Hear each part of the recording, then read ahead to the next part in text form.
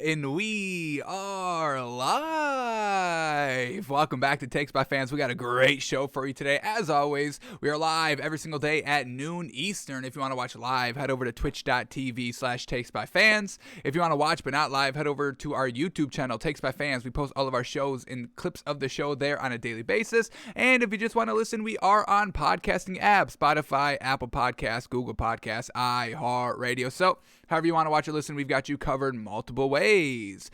Alrighty, today's a big old Thursday, folks, and we got to talk about the Championship Sunday coming up. AFC Championship Game, Bengals at the Chiefs, NFC Championship Game, 49ers at the Rams. So we're going to be predicting and reacting to the lines, but since both of these matchups have already played in the NFC Championship Game, those are division rivals, folks. They've played twice already.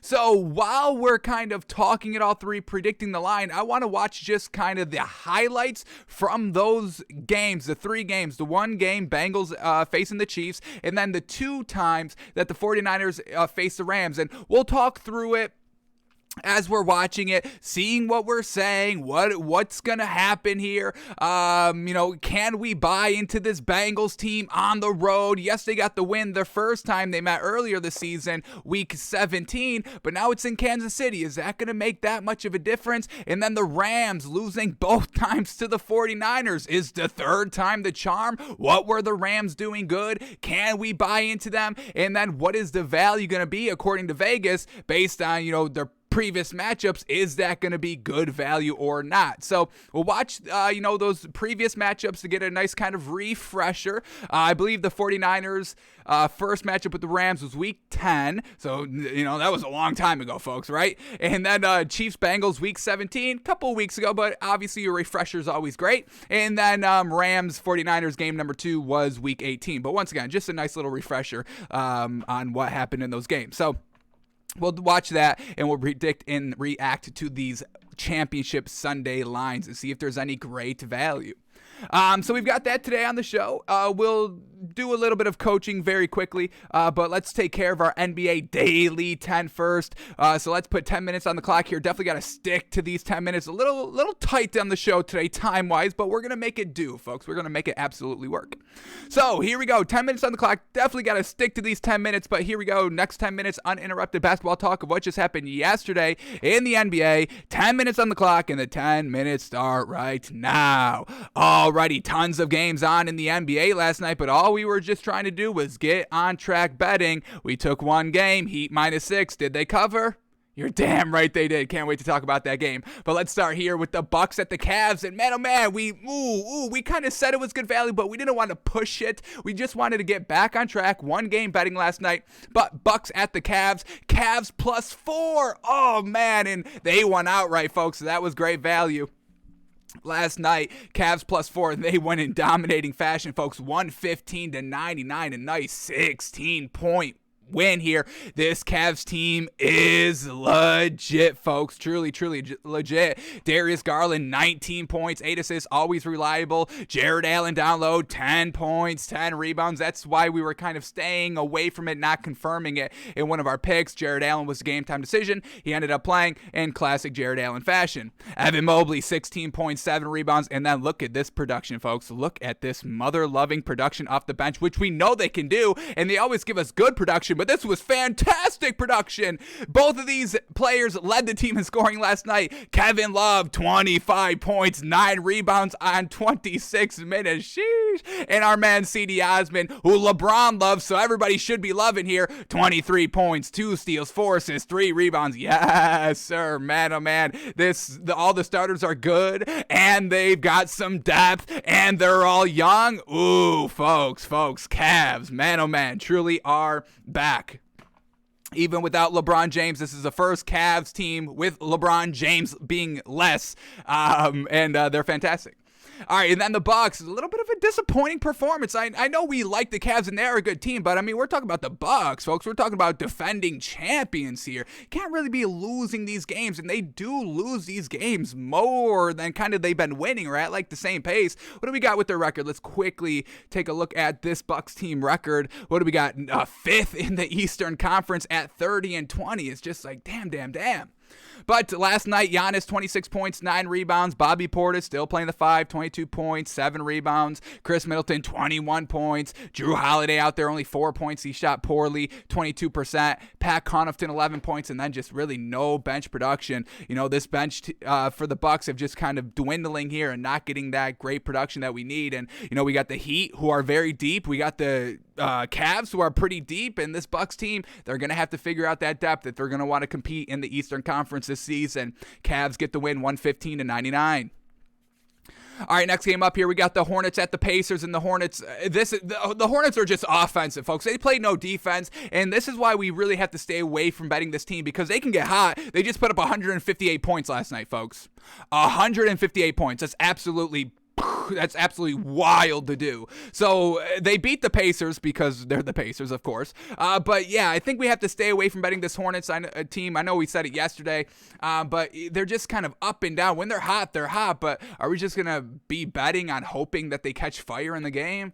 I don't know if that's the best value there. But Hornets get the win 158-126. Who were putting up all these points? Well, it was basically everybody, folks. LaMelo Ball, 29 points. Kelly Oubre Jr., 39 gosh dang points off the bench. Magnificent. Terry Rozier, 20 points. Miles Bridges, 22 points. James Bouknight, 13 points. So it was just a scoring frenzy last night for this Hornets team, and the Pacers have nothing that can really keep up that level of pace. Yeah, they still put up 126 points, which you would think that that's enough to get you the win, but unfortunately the Hornets were on par last night. So Pacers, what do we got? No Sabonis last night, so Goga Batadze at the 5, 17 points for that man, and then we had Isaiah Jackson, also 17 points. So that was their leading scorer, folks, 17 points. Did you just hear that we said Kelly Oubre put up 39? That's the game. That's the difference. Hornets get the win 158-126. All right, then we get the Clippers at the Magic, and the Clippers on the back-to-back. Well done. Another win here. And I know it's only against the Magic, but hey, a comeback win, and then you have to go and play the next night on the road again, and you still get the win. Big time shout out to this Clippers team. Their bettability is definitely trending up, folks. Absolutely. Even without Paul George. Clippers get the win 111-102 here. Who got it done for the Clippers last night? We had Amir Coffey, 19 points, and this man's going to be kind of, the decider if this Clippers team continues to be good or not. Amir Coffey has had almost a brilliant last 3 games, folks. 19 points, 5 assists, 6 rebounds, a plus 12 on the floor. Very well done. We got Eric Bledsoe coming up off the bench with 13 points. Luke Kennard coming off the bench with 17 points. And then we got Nicholas Batum, 12 points. Terrence Mann, 14 points to help out offensively for the Clippers. And then for the Magic, man, they just can't win. They had great production all throughout. All starters were in double-digit points, and that's exactly what we want. Jalen Suggs, 14 points. Cole Anthony, 19 points, 11 assists. Franz Wagner, one of our new favorite players, folks, 21 points, 9 assists, always getting us that nice scoring production. 75% shooting on 12 shots. Yes, sir. I think Franz Wagner and Moritz Wagner are kind of the new Bogdanoviches from last season that we were always big on. So shout out to Franz Wagner, folks. And then off the bench, we get Gary Harris with a nice 14-point production. Unfortunately, they're facing this Clippers team that is just not willing to quit. So big time shout out to them. Clippers get the win 111-102. All right, then we get the Kings at the Hawks, and the Hawks, folks, alrighty, what do we got? Is this like a 6 or 7 game win streak for this Hawks team? What do we got here? They're still 12th in the Eastern Conference, so once again, they still have, a big hole to climb out of, but they're working their way. They're chipping it slowly. 5-game winning streak, very well done. They're starting to turn the corner, so we're definitely tracking this team. I don't think the bettability is there quite yet, but the buyability is trending upwards. So, Kings at the Hawks. Hawks get the win 121-104. Who got it done for the Hawks last night? 1 second, folks. Hello? Yes, Nick. If we could hit up North Coast Dental, Dr. Weiner's office, they would love to see you. All right, perfect. Yep. Alrighty, who got it done for the Hawks? Here we go. Trae Young, 17 points, 10 assists, fantastic. And then this bench contribution. The starters were all lackluster last night, but the bench truly got it done. Bogdanovich, yes sir, 18 points. Onika Okongwu, 18 points, 7 rebounds. And then Lou Will, 15 big ol' points helping out for this Hawks team to get the win. And then for the Kings, very well done by Harrison Barnes, 28 points, 9 rebounds, kept them competitive. Davion Mitchell now in the starting lineup. Hey, is this going to be the trend? We'll see. No De'Aaron Fox last night, but Davion Mitchell, 20 points, 6 assists, very well done, a +7 on the floor. So, once again, this Kings team having Buddy Hield coming off the bench, look for him to be potentially moved at the trade deadline. Now that Davion Mitchell just got a great production here, maybe they move off De'Aaron Fox. So Kings are definitely going to be a big team to watch for. They've got some excess pieces here, and they're not playing for a ring, folks. They're not even playing for a playoff spot. So we'll see what this Kings team decides to do, but they've got some nice pieces here that they can trade to get better, to get deeper, and maybe make a run at something next season. But we'll see what happens. Hawks get the win, 121 to 104. All right, next game up here, Knicks at the Heat here, folks, and this is the game that we bet on. Heat -6, and they cover that no problem. Heat get the win, 110-96. Bango. This Heat bet ability, folks, is at an all-time high. And the Knicks, y'all know, y'all should not be betting on the Knicks, folks. I'm going to keep it real with y'all. Y'all should not be betting on this Knicks team. This Knicks team is nowhere near where they were last season, folks. You must put that out of your mind. This Knicks team, they had one good season. That is it. Now they're classic Knicks again. This Heat team, though, this is bubble Heat team plus some, and that's saying something because they got to the finals that season. So shout out to the Heat winning, covering the spread, all of that. Who got it done for the Heat? It doesn't matter because they all get it done. They will find a way to get it done. If nobody's playing, they'll still get it done. But Jimmy Butler, 22 points, 5 assists, 6 rebounds. We get PJ Tucker, yes sir, 20 points, and he's not the scorer, but he was feeling himself last night. Took 9 shots, hit 77%, and put up 20 points. Magnificent. Duncan Robinson, 25 points. Tyler Hero, 21 points, 4 assists, 6 rebounds coming off the bench here. And Duncan Robinson just plays so much better when the floor is like a little less crowded. So when Jimmy Butler is not really, looking to take the shots because no Kyle Lowry to kind of facilitate the floor. So Duncan Robinson freeing up here, and he shot 7-11 from 3. This is when Duncan Robinson is at his best, when the floor is a little less crowded. Fantastic. So 4 Heat players with 20 or more points. Yes, sir. This is what we're talking about, folks. Deep dogs. And then for the Knicks, we get Julius Randle shooting 41%, 11 shots. Yeah, that's going to win it. You're leading. I don't understand what this Knicks team is doing. You must put Emmanuel Quickley and Obi Toppin in the starting lineup. Can we be done with Evan Fournier shooting 28% with no assists? Can we be done with Kemba Walker shooting 25% with no assists? What are we doing here, Knicks? I don't get it. Tom Thibodeau, I like you. I don't love you. I like you. Great defensive mind. If we want to track that back to what we've been saying for the head coaches in the NFL, you must be offensive minded because the offense is truly lacking here by the Knicks. Can we get some better guards? Can we get this bench? Can we get Evan? I don't even know why Kemba Walker's still on the team. And I don't even know. Yeah, you traded for Evan Fournier. He's not panning out already. You must move him as well. So I don't know what this Knicks team's going to do, but they're losing. So that's unfortunate for them. We're cashing in on it, so we hope everything stays the same. But, I know the Knicks fans want the win. Bing bong. You haven't been able to say bing bong in a little bit. So unfortunate. But the Hawks, folks, get the win. And y'all know how we always say this Heat team is dogs, right, folks? Well, the Heat Twitter agrees because this is the tweet last night after the win. If you see these dogs in your front yard, just know upstairs we going hard. And I love this, and we got a new nickname for this Heat team, and I'm going to absolutely use it, and I'll probably overuse it to the point that it's not good anymore, but I don't give a damn, folks. Dogs. Last, right here. Welcome to the kennel. Ooh, welcome to the kennel. Look at all these dogs. We got big dogs. We got small dogs that play like big dogs. We got intimidating dogs. We got dogs that are barking. And we got dogs that are just chilling back, ready for their time to start barking. So, welcome to the kennel, baby. We'll be betting on the kennel for the rest of the year. I don't give a damn. I'll swallow any points. I'll take, if we get any points with the Heat, that's a blind spot on Vegas, and we will be cashing in. Heat, dogs, kennel. Woof. Can I get a woof woof? Can we get a mother-loving woof woof up in here? Yes, sir. Welcome to the kennel, baby. Heat get the big ol' win, cover the 6, 110-96 win. Sheesh. Love it. All right, that was our 10 minutes here, so we're just going to quickly recap. Nuggets get the win, Nuggets get the win, 124-118. Big time. Nuggets kind of trending up. We're keeping an eye on this. You know, they've only got Jokic, but they're winning some games out here. So we do give this Nuggets team credit. Not quite ready to bet on this team, but they are trending upwards, folks, of being real consistent, being competitive, winning games out here. So shout out to them. Jokic getting it done. They get the win, 124-118 over the Nets. Then we get the Raptors at the Bulls. Bulls get the win, 111-105. Shout out to the Bulls, still being competitive and still winning even with all their injuries. Well done. Grizzlies get back on track, 118-110 win over the Spurs. Fantastic. Suns beat the Jazz here, 105-97. And the last game of the night, Mavericks at the Blazers. Mavericks get the win, 132-112. But, you know, they just lost to the Warriors. Yeah, okay. Nice kind of, you know, nice Listerine in the mouth here for this Mavericks team. But we're still taking it a little bit slowly. Yeah, you beat the Blazers. Okay. So those were all the games from last night. There's only 2 games on in the NBA tonight. So let's see quickly. Can we find any great value during these 2 games, on these 2 games?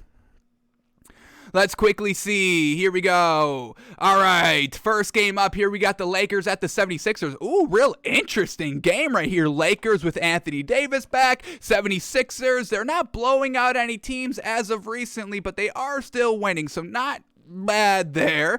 Lakers plus 2.5, 76ers minus 2.5 here for the Lakers. Anthony Davis is a game time decision. He better be playing, folks. You got to get out there. And Kendrick Nunn is out for the 76ers. Ooh, Seth Curry is still out. Danny Green is a game time decision, and Shake Milton is still out. So Tyrese Maxey's pretty much gonna probably be the, you know, main facilitator out there on the floor. You know, like we said, you know, this 76ers team not really blowing out any teams as of recently. So this Lakers team, now that they're a little bit at full strength. I mean, they got their big 3, so that's what we've been waiting for to bet on them, and they just won their first game with Anthony Davis, so shout out to that.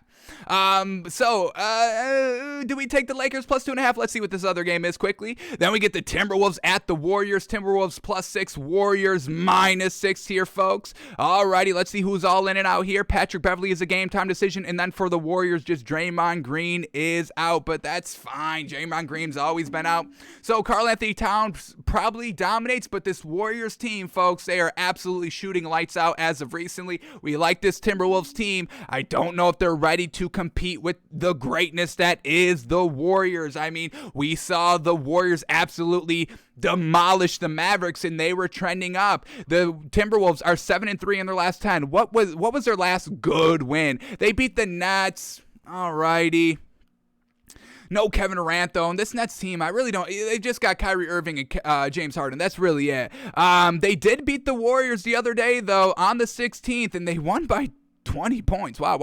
Timberwolves won 119-99, but they were at home for that game. So, alrighty, we'll give some respect here to the Timberwolves, and we won't bet this game, but I am going to take the Lakers plus 2.5 tonight. Warriors minus 6 seems good, but the Timberwolves just beating them a couple of nights ago. Let's see, if they can win twice or if the Warriors truly are the real deal or not. We'll stay away from this one. Timberwolves, we'll stay away from this one. Yeah, we'll stay away from that one. All right, Lakers plus 2.5. That's what we're going with and rocking with today. Looking to go back to back, folks. Alrighty, that is all the NBA we have time for today. So now let's shift gears to the NFL, where I want to talk quickly about coaches because there's 2 coaching positions already filled just today alone. One was a good choice, one was a bad choice, and I'm sure you all know which one is which. So here we go. Congratulations to the Broncos. Very well done. Offensive coordinator Nathaniel Hackett, who was the Packers offensive coordinator, is now the head coach of the Broncos. Well done, offensive-minded head coach. This gets a big old check mark, a big old green flag here from us to the Broncos. Well done in making the correct call. Nathaniel Hackett, offensive coordinator here for the Packers. Yes, he was working with Aaron Rodgers, but it was Aaron Rodgers who was holding the Packers back. It was not Nathaniel Hackett. Nathaniel Hackett was part of 13-3 seasons. It was Aaron Rodgers floundering in the playoffs, and we just watched Aaron Rodgers in our film study here on the divisional playoff game, and they were open throws. There were still good play calling. It was Aaron Rodgers not taking advantage and being a little timid timid to throw down the field. We saw that all day. He only threw to basically 2 receivers. His main man, Devontae Adams, in the back out of the backfield. So what are we doing here? So Broncos got the good hire here, folks. Nathaniel Hackett, offensive coordinator. And then we have the Bears. We have the Bears making a decision here. You ready, folks? Here we go. The Bears hire Colts defensive coordinator. Defensive coordinator Matt Eberflus here as their new head coach. And for this Colts team, yes, their defense was good, but the Bears, what are you doing? Isn't Justin Fields supposed to be your guy? Didn't Matt Nagy have like a 10-step plan to get him good to be the starter here? And Matt Nagy couldn't make it work with 3 quarterbacks, and now you bring in a defensive coordinator? Where's the help for Justin Fields? I don't get what this Bears team is doing right here. You had the plan for Justin Fields, and now you're bringing in a defensive guy who's going to pay no attention to Justin Fields or the offense, and Justin Fields is just going to be out there like he probably was last season with Matt Nagy. No belief behind him, no help behind him, and he's just going to go out there and look as same or maybe even worse than he did this season, which wasn't that great overall. So the Bears, oh my goodness, big thumbs down here from us to the Bears. What, have y'all not been listening to the show for the last month, folks, when we've just been constantly saying offensive-minded head coaches, literally an hour and a half every single day for the last month? All you had to do was stop in for one show, Bears organization, and you didn't even do that.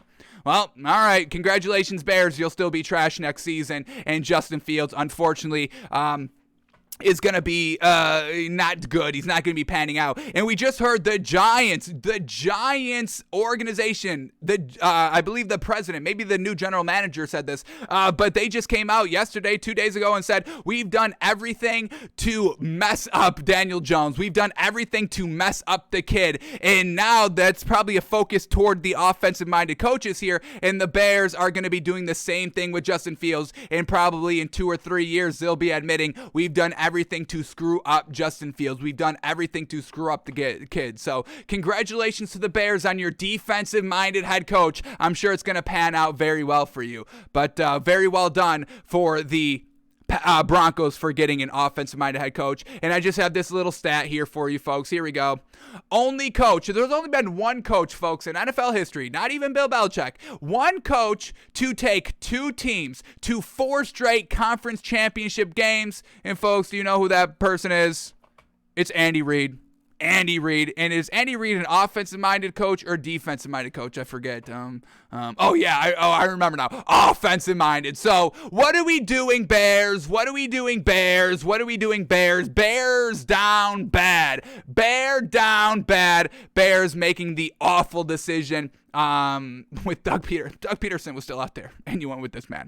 Alrighty, and I'm not knocking Matt Eberflus. I'm not knocking him. I'm just saying, y'all know how we feel about defensive-minded coaches at the head coaching position. It really does not work out at all. So, Bears, no quarterback, and they bring in a defensive coordinator. Okay, we'll see how that works out. Can't wait to watch this Bears team next season. And crash and burn. Jeez Louise.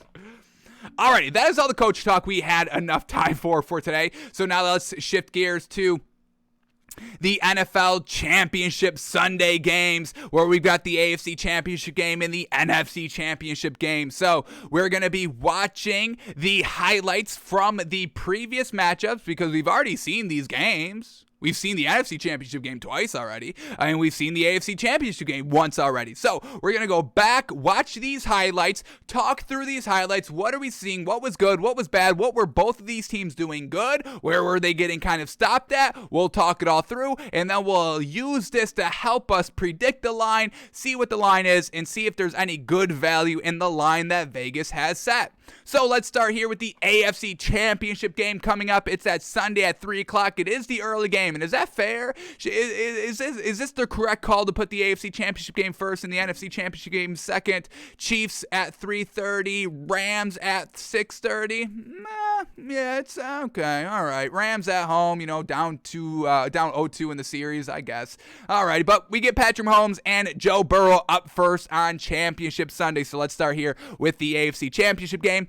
We got the 6-minute highlight package of what happened in this game. We'll see all the big plays. We'll see how they were scoring, how they were getting locked up, and we'll see, do the Bengals have any chance? And the big thing that we're going to be kind of focusing in on here is the Bengals offense firstly. How were they scoring? Was it all just shot plays that broke big? Because we know what the Chiefs can do, what they just did, scoring in 13 seconds. The Bengals are going to have to prepare for that. And I also want to see how Joe Burrow is handling the pressure here, especially on positive plays. We know he got sacked a couple of times when he faced the Chiefs in Week 17. Definitely got sacked a bunch last week, 9 times against the Titans here. So I want to focus on Joe Burrow escaping the pressure, rolling out of the pocket, because Josh Allen was fantastic, able to stay on his feet, avoiding all the freaking pressure that was brought on him, and he was looking very good. So, and that still resulted in a loss. So Joe Burrow's going to have to do better than that. So those are kind of the two big factors we are going to be watching as we go through the highlights, but let's get a nice refresher on what happened here Week 17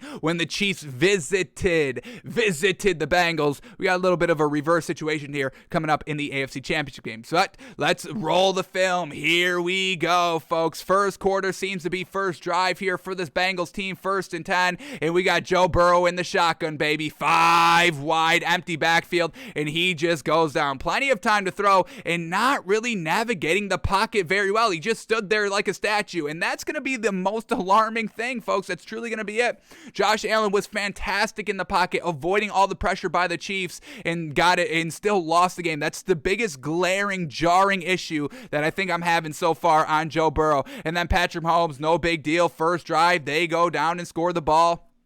Easy peasy. Nobody's guarding this man in the back of the end zone. That's just too easy there. Chiefs up 7-0 at this point. Following possession here for the Bengals, we get Joe Mixon ripping off a nice 15-yard gain, and I think that's truly going to be what this Bengals team needs to do to win this game. Slow it down and use Joe Mixon, but that was the only highlight of the drive, so it stalled, and now we get Patrick Mahomes at midfield. Oh, classic Patrick Mahomes pass right there, getting towards the red zone. Easy peasy there for Patrick Mahomes. And then on 3rd and goal in the red zone here, Patrick Mahomes, man oh man, buying all the time, and that's Travis Kelce. They take a 14-0 lead. Wow. Chiefs having no problem early on this Bengals defense. And this Bengals defense, they did lock up in the second half. We know all the points were kind of front-loaded here for Kansas City, but are they going to be able to repeat this performance? It's going to be interesting. So up 14-0, here we go. Bengals, 2 minutes left in the first quarter. What do you got? Can they make it competitive? Joe Burrow finding a wide open Jamar Chase, and Jamar Chase is going to the house. Man, oh man, Jamar Chase is fast as heck, folks. Not as fast as Tyreek Hill, but I mean, this is Tyreek Hill-esque right here, folks. Just to kind of go between all the defenders and then just beat everybody in a foot race. I mean, Jamar Chase could have thrown up the deuces like 3 yards before he passed that last defender, like we just saw Tyreek Hill. So that big playability. The Chiefs have it with Tyreek Hill, but the Bengals do not sleep on Jamar Chase, folks. He can have that huge breakout playability we just saw right here, and it kept him in the game 14-7. Now Chiefs ball again. Can they answer the big play? And you better believe it. Bingo, bango. I believe that's Mecole Hardman wide open down inside the red zone, and now in the red zone on the 1-yard line. 1st and goal. They're going to run the ball, and the Bengals cannot stop it. Wow, the third effort there by Gore, the running back.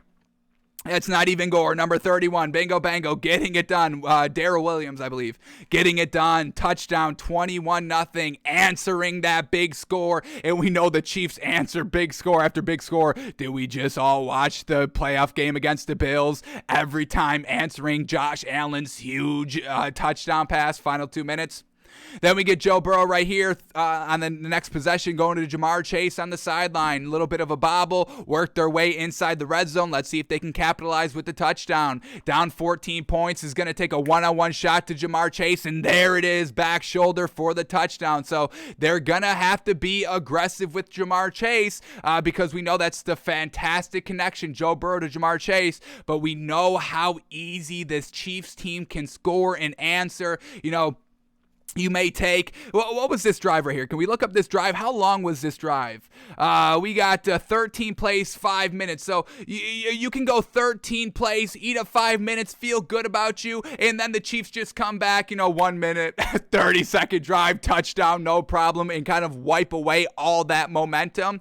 So definitely got to utilize Jamar Chase, which we believe they will. This Bengals team is still aggressive offensively, and that's a huge green flag heading into this game. The Bengals, they can put up the points. They can have the big plays. They may, if it's just offense v offense this week in the championship game, the Bengals can hang around with the Chiefs. They can hang with the big dogs. So it's going to be a nice green flag for this Bengals team heading up for this week. But here we go. Chiefs down, up still 21-14, 2 minutes left in the first half, and they just run the ball in the end zone. Once again, Darrell Williams, easy peasy from the 1 yard line.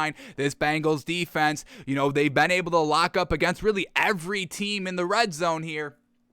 But this Chiefs team in the first half truly locking it up. And now since we're going into halftime, Bengals get in a position to score a field goal right before halftime, make it an 11-point deficit going into halftime. And now we will see, let's not get too quick. We got 8 seconds left, and the Chiefs are going with the ball here. They've got a running play that just chews out the clock. All right, I thought we were going to have a little bit of a repeat of what we just saw. They only need, 8 seconds to get in some scoring range. All righty there. But we're going into halftime with an 11-point deficit here for the Bengals, down 28-17. Now, we know the kind of script flips here in the second half with the Bengals truly locking up the Chiefs. Let's see how. Let's see why the Chiefs were kind of stalling in the second half. Was it the Bengals defense or the Chiefs just not making plays? Hopefully we'll find out. Here we go. Bengals in the second half here. A little bit. This is just blown coverage. Jamar Chase, blown coverage on 3rd and 4, and that goes all the way for the touchdown. So, Chiefs defense, are they going to be kind of this lackluster here, this kind of, brain foggy, getting beat here by Jamar Chase again? Josh Allen was able to, put up the points in the final 2 minutes. The Chiefs defense, both defenses were kind of Swiss cheese for the final 2 minutes. So once again, if that, replays, whether it's an offensive shootout, the Bengals can keep up pace. So they make the game 28-24, down 4. Next possession here for this Bengals team, going deep, one-on-one matchup here, going to T. Higgins on the sideline. And there it is, the big old completion, setting up the Bengals in the red zone now. Joe Burrow, beautiful back end zone throw right there, decently wide open for the end zone, and that's the touchdown to go ahead 31-28. Man, what a beautiful ball there by Joe Burrow. Man, oh man, 2 feet down. Sheesh. Alrighty, we get a field goal attempt here by the Chiefs to tie it up at 31. All right, 6 minutes left, tie game. Bengals at home. Let's see how they kind of put this game away. Is it on Joe Burrow's arm? Let's see, 4 minutes left. They're at their own 40-yard line. Joe Burrow taking another decent one-on-one matchup to Jamar Chase. This ball is a little underthrown, but it doesn't matter. Jamar Chase can reach over and no problem snag that ball. Alrighty, here we go. Joe Burrow again. 3rd and 27. Another one-on-one matchup there, and Jamar Chase catches it. So they're just getting beat on one-on-one. You've got to double team Jamar Chase out here, folks. Truly, man, oh man. We got Tyron, and I'm not going to take any credit away from Josh Allen from last week, but Tyrann Mathieu was knocked out of the game there, folks, really from the get-go. I want to say it was like in the first quarter, the man got knocked out, and, no safety help over the top there, and Josh Allen was taking advantage of that in the final 2 minutes. They didn't really take advantage of that throughout the regular part of the game before it got exciting there. But, if the Chiefs don't have Tyrann Mathieu and the safeties lackluster, Jamar Chase is going to be having a field day. So we're going to have to look at Tyrann Mathieu's status for this championship game. That's going to be a huge piece. Alrighty, and then on 3rd and goal here, they stalled in the red zone, or they ran out the final couple of seconds here, going back to this final drive with all of the penalties on the final drive to, make it a 20-play drive to chew up the last 6 minutes of the game, results in a field goal. Remember, they went for it multiple times on 4th down and got stopped, but penalty helps them out. So overall, this game probably should have been 31-31 going into overtime, and we know what happens when the Chiefs go into overtime. They win the coin toss and win the game. So Bengals, yes, they won the game, but kind of not really.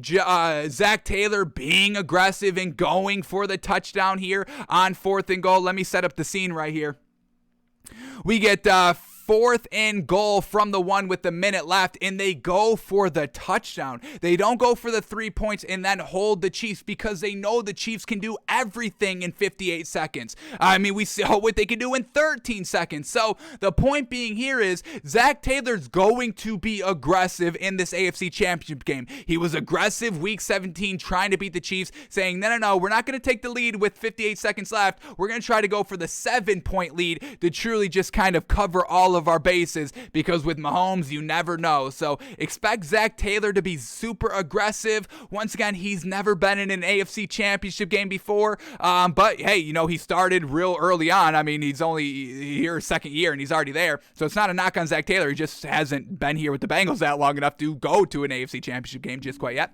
But with Andy Reid, we just said it at the top of the show, 8 championship games. He's gone to 4 straight twice, folks. He's been around the block. Now they're in Kansas City. I think the pressure may just get a little bit too big here for this Bengals team.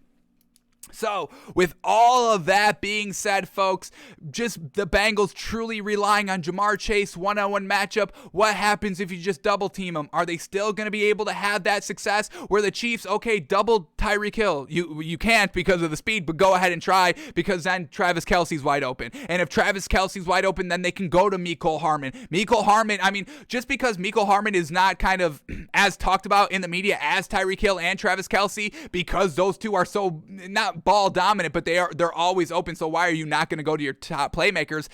Pringle and Mecole Hardman are still really good, like top tier 2 wide receivers that can get it done. So the Bengals, yes, they have T. Higgins and Jamar Chase. So if you double Jamar Chase, T. Higgins should be open. And we'll see how that plays out. But the Chiefs don't really have a kryptonite like that where, hey, just double, Tyreek Hill and you're good. With the Bengals, double Jamar Chase, and this game is probably a lot different. So let's quickly see what we got with Tyrann Mathieu. Is he trending up? I believe since yesterday he was still in concussion protocol, but it's trending towards playing. So let's see what we get here quickly. This is truly going to be a big determining factor if you should be betting on this Bengals team with whatever the spread is, with whatever how many points we're talking about here. Tyrann Mathieu is going to be a huge factor for this Chiefs defense. So here we go. Tyrann Mathieu, what do we got? 20 hours ago. News on Tyrann Mathieu. Yeah, just tell me the news. I don't want to click on the article. Just tell me in the headline, please, please, please. Tyrann Mathieu remains in concussion protocol. This is about 4 o'clock p.m. yesterday. Still in concussion protocol, but are we trending up? Can we get this? Come on. Don't want to go through all this article. What are we talking about? All right, here we go. Tyrann Mathieu was the only Chiefs player not to practice Wednesday. Mathieu is going through the concussion protocol and will have to practice at some point this week to be able to play Sunday. All right, that tells us nothing. Can we get a trending towards, not trending towards? All we get is remaining status unclear 1 day ago. Status still unclear, uncertain. 17 hours ago, didn't practice, unclear, uncertain. So, alrighty. We'll do our prediction, but maybe, save the bet. Maybe save the bet here up until probably kickoff till we know more about Tyrann Mathieu. Hopefully we don't lose value when that news finally breaks, whenever it breaks. But we're going to predict this one, and once again, I truly don't want any of my words that I've just spoken to be any sort of knock on this Bengals team. We respect the hell out of this Bengals team. What Joe Burrow has done, comeback player of the year, absolutely. Zach Taylor, put him in the coach of the year conversation, absolutely. Make your case, make your debate, and I could probably agree with it, honestly. But I'm going to call this one Actually, you know what? Yeah, this is exactly what I'm going to do. I was going to call it Chiefs minus 10, but because I have respect for this Bengals team all throughout, I'm going to call it Chiefs minus 9.5 here. Get it under that 10-point hook, and that's the respect that we're going to show for this Bengals team.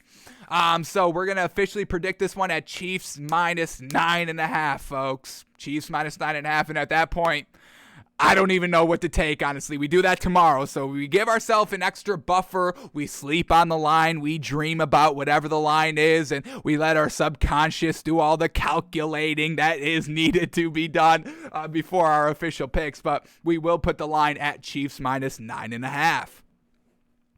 Alrighty, let's switch gears to the NFC Championship game, and here we go. Let's start at the Week 10 matchup here. We're going to go through this quickly, folks, because we've got 2 to do here for the 49ers and the Rams, but here we go. What do we get in? We get, going back to Week 10 here, Matthew Stafford. Was this the first game OBJ was playing, and they were trying to force the shot real early on? I believe that's the case here, so we can forget about that first interception here, but the Rams cannot try to kind of hinder to or cater to any receiver here. You just must play natural football. Sean McVay, I know you want to get all your playmakers involved because that's the genius that is Sean McVay, making sure everybody's happy, but you're going to have to be a little selfish here. You're going to have to, you're going to have to just make it so, if only one player scoring like it was with the Bills, Stephon Diggs not getting the ball at all. What, did he catch one ball for like 6 yards? I mean, that nobody would expect that. Gabriel Davis is the one with 4 touchdowns by Josh Allen. So, I don't want to say screw these players, but screw Cooper Kupp, screw OBJ. Don't make them happy. Don't try to feed them the ball. Just let the game have a natural flow. Let Matthew Stafford play loosey-goosey. Whatever open is take it, but don't force or don't scheme for one particular player to make them happy. We know Sean McVay, great guy, wants to make everybody happy, but he's going to have to kind of tone that down for this game, or you're going to give the momentum to the 49ers, and if the 49ers get any momentum, SoFi Stadium, there's going to be nobody rooting for the Rams, folks. They're still having trouble. They put out a thing earlier this week where only the people in Los Angeles could buy tickets. And then once, the Ticketmaster and all them, they buy up the tickets and resell them. Then, Ticketmaster's like, we don't give a damn. We don't give a damn. We're not partial here. We're unbiased. Anybody can buy tickets. So we saw that happen. 49ers truly took over the Ram Stadium when they faced in Week 18, and that's kind of why they won. We heard a lot about that. Matthew Stafford even being like, hey, I thought this was supposed to be a home game. What the hell is going on? So if you give the 49ers any momentum early, like you did in Week 10, throwing that pick because you were just trying to get the deep shot to OBJ, trying to get him involved, truly looked like a forced shot. So that's why I'm putting that on Sean McVay and not Matthew Stafford.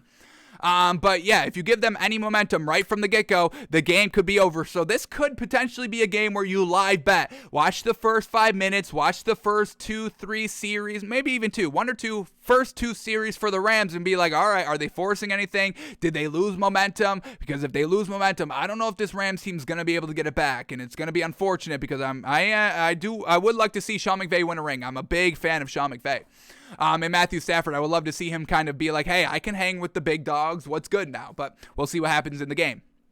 All right, let's keep going here. 49ers, Jimmy Garoppolo in the red zone. Ooh, what a strike. George Kittle. Man, oh man, that was a beautiful ball by Jimmy Garoppolo. And once again, Jimmy Garoppolo, he's serviceable, folks. You can win a ring with Jimmy Garoppolo. Don't let all kind of all the haters, and look at this. The next possession here for the Rams is a pick 6. So once again, they lost momentum right in the first quarter, down 14-0 here at the end of the first quarter. And they were lucky they were in, the 49ers home stadium because you would have lost home field advantage right from there. And this is what I'm saying, potentially live betting this game if the Rams lose all momentum early on in the game.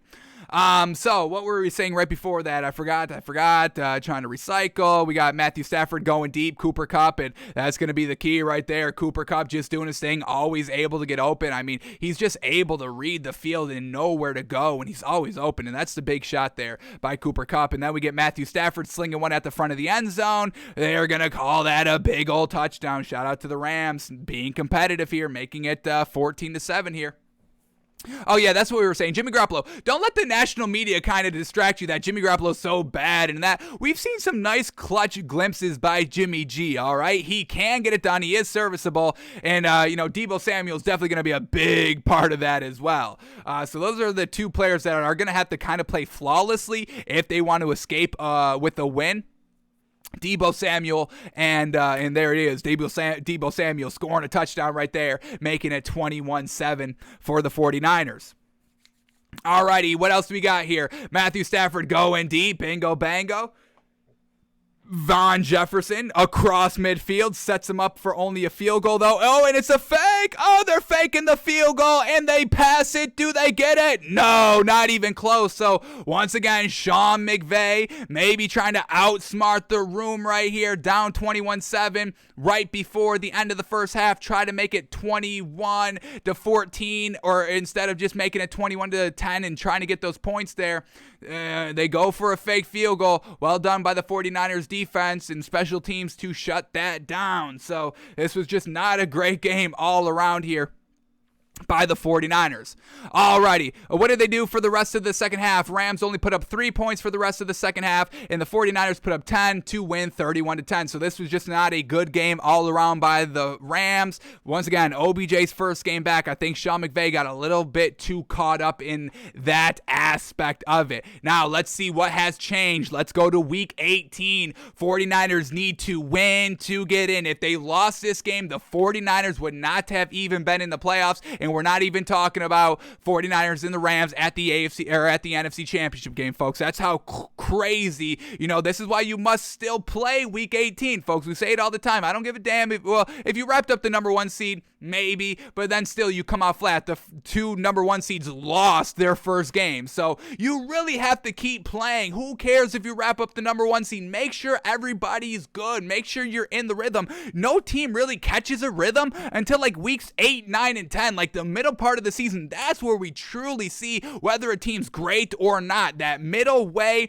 trending towards the back end of the season, because your rhythm is there. Finally, the chemistry on field is all working together. And if you take 1 week off, that's going to be, a big struggle. Now you take 2 weeks off because you secured that first round bye. Yikes. And then if you may even take 3 weeks off because you didn't even play week 18. That's 3 weeks, correct? Yeah, that'd be around 3 weeks. So, you really have to just play the full season. Once again, stop playing stop playing scared that you're gonna commit a big injury. Injuries happen, and if they happen, it's unfortunate, but you must move on. I really don't think resting players or sitting out for a week to kind of maintain the health or not, going back to Josh Allen, we've really seen him run the ball a lot more in the back end of the season, and that's what we've been championing, but it kind of seemed like in the beginning of the season, they didn't really want to, get him hurt, and just playing scared like that, I don't think is the best way to go about it in the NFL, folks. And we get multiple examples, so, we're still feeling that way. I know we felt that way early on in the season, and we're still feeling the same way here, folks. We let the film, we let the information, we let the data, we let the stats, we let everything control what we truly think, folks, because that's really how everybody should be doing it. But here we go. Let's go to week 18 now. Here we go. Anything changed? Anything different? Still seeing the same things? Let's see. Rams opening with a field goal to start, and we're talking about 6 minutes into the game. The Rams get their first points. Is that their first drive or second drive? That's their first drive. Wow. They ate up, 9 minutes on their first drive, but only to get 3 points out of it. This is kind of what we're saying. Not taking advantage. We got 3-0, 10 minutes left in the second quarter for this Rams team. So not getting out to a big hot start. And I know they scored on their first 2 possessions here, but not securing that kind of momentum early on. They really have to kind of come out of the gate hot, 5 minutes at max, and score a touchdown. Or maybe the fans just get out of the game and the 49ers crowd takes over. It could be like that, folks, truly. So Rams scoring on their first 2 possessions. They ate up like 15 minutes between these 2 possessions. They score a touchdown on their second one. But look at this, 4th and 1. They were this close to eating up 15 minutes on 2 drives to only score 6 points. So this 49ers defense is good. We know this. They can match up, and they do match up very well on the Rams. We've seen it their 2 meetings. Defense is getting it done. So this could be real bad potential here for this Rams team. The offense needs to come out hot and furious and not get stalled up in the red zone, scoring touchdowns, and gosh forbid if they have one turnover, which is bad because we just saw all the turnovers that they had against Tom Brady. I'm telling you, if they had that many turnovers or at just half the amount of those turnovers, it's GG and the 49ers are going to the Super Bowl. All that momentum, all the crowd noise is going to be working against the Rams, and it's going to be over, folks. We see it be over. We see them blow the lead here. So, man, oh man, they've got that was 4th and 1, not good. And now we get a 3rd and 6. We get a 3rd and 6 back in the red zone here at the 15-yard line. They are literally one play away. Matthew Stafford takes the deep shot, and that's Tyler Higbee, baby. Sheesh, man, oh man, working on a corner right there. And man, oh man, shout out to Tyler Higbee. What a catch that was. And shout out to Matthew Stafford. What a throw. And this is, when the Rams are playing at their full potential, their offense is really kind of one of the best in the league. Maybe not as explosive as the Chiefs is, just because that's just otherworldly. We're starting to already talk about making exceptions to the rule for this Chiefs team altogether, like we make all the exceptions to the rule on Tom Brady. The Chiefs' overall offense, everything is the exception to the rule. But then Sean McVay going and celebrating in the end zone as well. Once again, that's just the energy you need in the Bears hiring a defensive coordinator. What the hell, what the freak are you doing? Absolutely stupid. But yeah, this Rams offense has the potential to be big-time explosive, and they're gonna all have to be on their A-plus game. Absolutely. Alrighty, down 17-0. Jimmy Garoppolo throwing it up, getting hit as he's throwing, and throws a pick. Man, oh man, down 17-0. 3 minutes left in the second quarter. Throwing the pick there, almost truly blowing the game right there. Luckily, they're able to come back in this second half that we're about to see. So, 49ers going to the running game. Bingo, bango. Going down 10-17 now early on in the third quarter, and now we've got ourselves a game. How do the Rams react when now we've got ourselves a game? 17-10 here, one possession game. Can the Rams get back to it? Let's watch the rest of the highlights here. Once again, Deebo Samuel doing it all, run out of the backfield. Yes, sir, ball over the pylon, and that's 6 points right there. Deebo Samuel, they're gonna have to lock him up, absolutely. All right, here we go. A little bit later in the third quarter, Deebo Samuel throwing a pass, and that's a touchdown pass to tie the game. Deebo Samuel running the ball. Deebo Samuel throwing the ball. The Rams are going to have so much to worry about defensively, and, already losing the first two games. This is already in your mind. Oh my goodness. Oh my goodness. Oh my goodness. Deebo Samuel can do everything and be anywhere, everywhere. And, we can get faked out easily because everybody's going to be focused on Deebo Samuel. And then, what's going to be left open because you're just so much focused on Deebo Samuel because he's killed you both games here. And, Sean McVay maybe trying to outsmart the room here. Go kind of, 4D chess style, going reverse psychology on Kyle Shanahan. And that could potentially hinder Sean McVay as well, folks. I don't know if Rams should be big-time favorites. If you told us in the beginning of the season, hey, the NFC Championship game is going to be 49ers at the Rams, you'd be like, oh, the Rams are easily going to the Super Bowl. Rams are probably going to be kind of 7 to 10 point favorites, hands down, no debate, no problem. But now when you actually watch the season, and here we are, and not just a hypothetical, I don't know if I'm even confident on betting the Rams, just the money line alone. We haven't even seen the line yet. All right, let's go 2 more minutes on it, and then we can wrap it up and see what the actual line is. So here we go. Deebo Samuel with the pass, absolutely fantastic. What else do we get here? Matthew Stafford, tie game, 17-17, airing it out, and that's a pick, folks. Man, oh man. The 49ers have not really allowed this Rams team to truly go deep. Like we saw the OBJ pick in Week 10, and now he's trying to go to Tyler Higbee again. He's kind of, that's not Tyler Higbee. What do we got there? I don't even know who the heck is number 18 here. Who are you trying to go that far down the field for? I don't know if I agree with that. But that's a pick by the 49ers. Once again, giving all the momentum to the 49ers. Rams offense keeps stalling. Tie game 17-17. 8 minutes left in the fourth quarter here. Jimmy Garoppolo dropping back to pass. Man, oh man, that should have been picked. And that is picked. Jalen Ramsey coming up big time. Jimmy Garoppolo trying to force something. And that's, we get Jimmy Garoppolo. We see him. He's so roller coaster clutch, unclutch. And I don't know, have we really seen him clutch in the playoffs? Was it really clutch last week against the Packers? Just won the game. That was really it. So, man, oh man, Jimmy G, folks, in the red zone. Jimmy G is truly going to be the deciding factor here. If Jimmy Garoppolo can play a clean game, I would actually say this. If Jimmy Garoppolo has no turnovers, no interceptions, no fumbles, I'm probably saying the 49ers win the game, folks.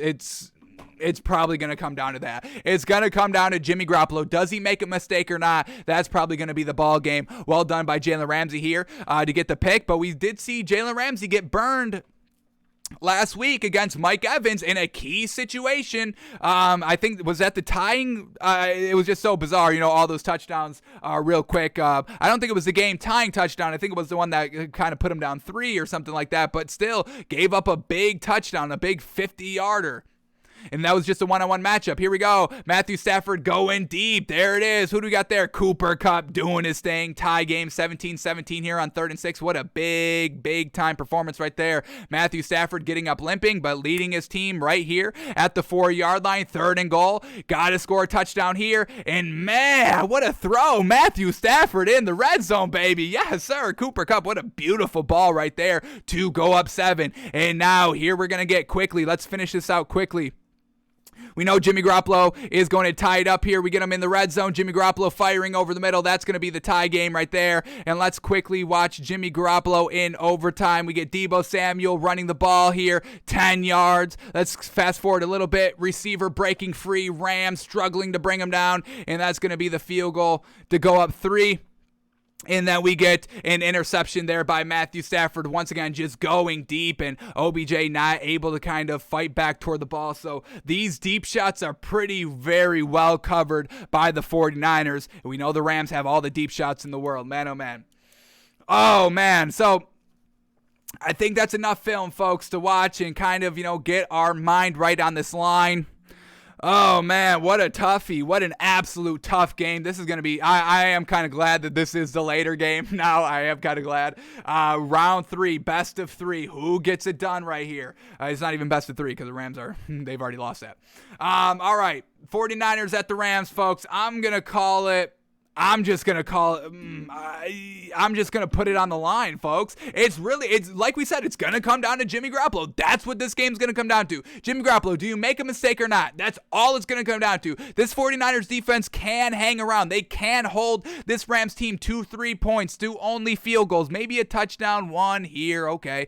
But for the most part, it's going to depend on Jimmy Garoppolo. Once again, the 49ers defense held the Packers to only 10 points. It took took Jimmy Garoppolo. Did he even score any points there? The block field goal, all that, or the block punt for the touchdown, all that.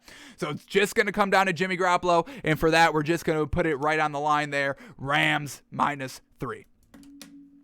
Alrighty, now here we go. Let's get the actual line. What is Vegas saying? Are we right on the money? Is our analysis of what we just watched in those games right on the money? Are we right on the money? And is there great value to be had? Here we go. Let's see what the lines are. Starting with the AFC Championship game, Bengals at the Chiefs. We predicted this line at Chiefs -9.5. And okay, a little bit lower than we thought. Okay, so Vegas giving some respect to the Bengals. Hey, I'm trying to respect the Bengals here, folks. I'm not trying to disrespect or knock or even critique or anything like this. Bengals team is fantastic, folks, okay? But Chiefs only -7, Bengals +7. Man, oh man, and whew, you get over that, 6-point hook, 6.5-point hook, so you get a full touchdown. That's pretty good, folks. You don't really see Vegas doing that much, so this does seem a little sketchy. This seems like great value, getting 7 in an AFC Championship game where the Bengals already beat the Chiefs. This seems like great value. This seems like respectful value of the Bengals, and we know when Vegas is being a little too respectful, it throws up big-time red flags here, so Man, oh man, we're going to have our work cut out for us to truly know which one is the better value. But I promise you, we will make the right read here, folks. We're going to close out this NFL season 3 for 3. We got 3 more games to go. Maybe the Pro Bowl. Do we dare go 4 for 4 mixing in the Pro Bowl? You're better, gosh darn believe it, we will. But at least for the 3 remaining real games here, we're going to go 3 for 3, folks. So don't disrespect us now, okay? So, Bengals +7, Chiefs -7. Wow, oh wow, Vegas is playing the game, and I gotta tip my cap off to Vegas for doing that. So, man, oh man, we're coming back at you live tomorrow with our official picks. Alrighty, and then the NFC Championship game. We predicted this line at Rams -3, and man, oh man, really right on the money here. Vegas giving a little bit of respect to the Rams here. Rams -3.5, 49ers +3.5. So truly just going to come down to Jimmy Garoppolo here, and I think I'm loving the points here. I think I'm loving the points. Give me the over, folks. Give me the +3.5. Give me that over 3-point hook, and it's going to come down to Jimmy G. Can we bet on and believe on that he will not make a mistake? It's real 50-50, folks. Clutch, not clutch. Clutch in the week 18, not clutch in the Super Bowl. Decently clutch wild card round, not really that clutch at all. Divisional round, super up and down. Still serviceable. Deebo Samuel, can he get it done? Can this 49ers defense still hang with this Rams offense? And how much does Sean McVay try to outsmart the 49ers? We'll have all that coming at you tomorrow, but we got to get out of here. So we're going to end it here. Final line here, 49ers +3.5, Rams -3.5. Alrighty, folks, thanks for tuning in. Sorry for the short show. Definitely got to get out of here. But back tomorrow, live noon Eastern. We can take all the damn time that we want, folks. So no pressure there. And we're coming at you live with our official picks for this week. And hopefully we get more Tyrann Mathieu news in the interim to make our decision a little bit better. And we'll see. If Tyrann Mathieu is officially good to go, and that's all the news is saying, let's see what this line does, folks. Because I'm saying it's going to creep up. So if you love the line right now, don't miss your great value. If you're already loving the Bengals +7, you think that's enough, bet that now. Because I think it can only go lower. It can only get, it would actually go up, because with Tyrann Mathieu, it would probably go to like maybe Bengals +8, like Chiefs -8. So maybe if you love, I don't see this line going down any for the Bengals. So let me rephrase that. If you love the Bengals +7, I would hold off until Tyrann Mathieu news is confirmed, because I think it could probably go up a point and a half, or not a point and a half, half a point to a full point. So if you're loving the Chiefs, though, bet that now. Swallow the 7 now, because it can only get higher. Bengals, if you love the Bengals, wait, because it can only get better for you. Alrighty, folks, we're out of here. Back tomorrow, live noon Eastern. Have a great one. Make some money in the NBA. Lakers, we're taking the points. Trusting LeBron and Anthony Davis. We had the buffer game, the first game back, and now we're truly trusting them, folks. Alrighty, folks, we are out of here.